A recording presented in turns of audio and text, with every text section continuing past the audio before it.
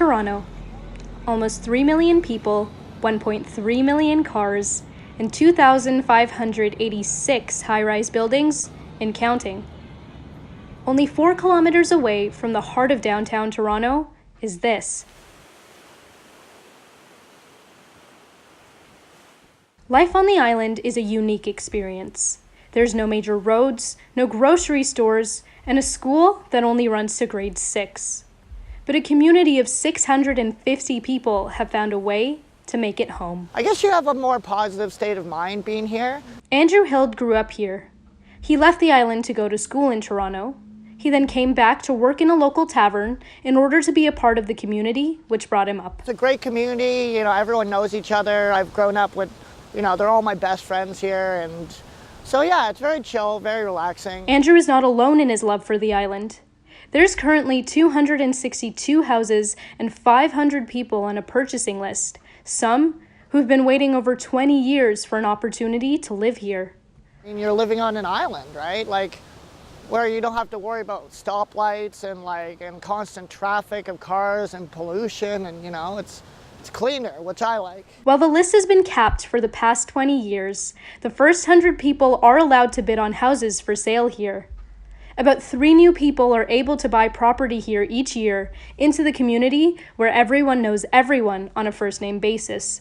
It is an aging community, and because of the wait list, and because how long it takes to move your way up the wait list, there's an unusual proportion of older people. Of the 3 major islands forming the Toronto Islands, residents live on Wards and Algonquin Islands.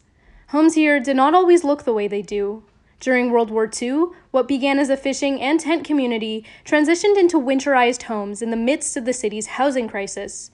If you go for a walk on Wards or Algonquin today, many of the small houses you see are the original structures built from that time. We're very lucky. We had a house on Algonquin, and it's big enough that we were able to sort of split it into 2 apartments. So my mother still lives in one part, and my daughter and I live in the other. From the 1960s, islanders fought for over 30 years to save their houses from being demolished in favor of Parkland. Finally, in 1993, legislation was passed to allow residents to purchase 99-year land leases from a land trust. While residents own their homes, this land is under a long-term lease that runs until December 2092. And I think you might find people in the community who said, I'm a prisoner of my house, because what the houses here sell for is no longer enough to go and buy a condo in downtown Toronto, for example.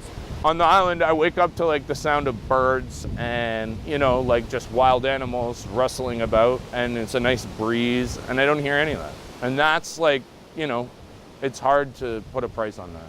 Life on the island does have its obstacles.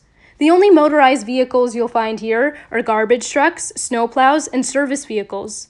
Besides 2 large clubhouses for community events, an open-to-public tavern, and a fire station, there's no other public services here. You have to think ahead. There's a lot of forward planning in living over here and being organized. And that's something that just you build into your life after a while. And if you're not comfortable doing that, then this is not the place for you. To get even the simplest of household items involves a 12-minute, $8 ferry ride to downtown Toronto, which runs on a limited boat schedule.